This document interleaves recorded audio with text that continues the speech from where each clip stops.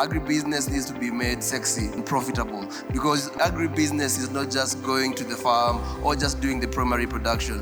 That's just one part of agribusiness. There's a whole opportunities in the value chain, from the processors to the aggregators to the market and also the value addition. I would ask the government to hold us accountable in higher education, have some measurable outcomes for institutions and measure those and publish that information. But we should be providing a low-risk environment where people can try, and if they fail once in a while, it's not a big problem. We just try again.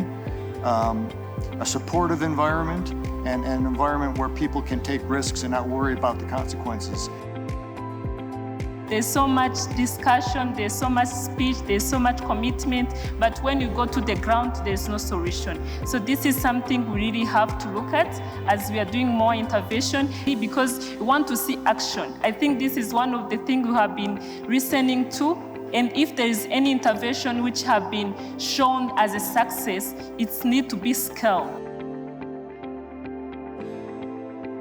FAO, the Food and Agriculture Organization of the United Nations, remains deeply committed. Across the continent, we are collaborating with development partners, government institutions, academic institutions, training centers, the private sector, to really transform our agri-food systems in Africa. And we are paying attention to this skills gap.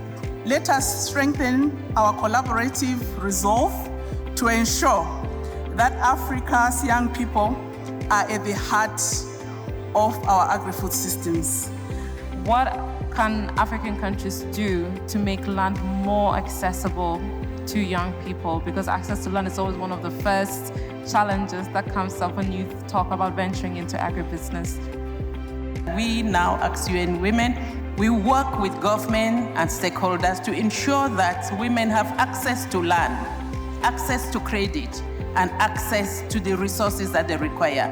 Ensuring this access means you break laws, you reform laws, you transform mindsets, you transform the stereotypes and the discriminations that women face in accessing land. So all of these are the areas that we now, as UN Women, work with communities, with partners like you, with research. We gather the data and use this data to inform advocacy and policy change.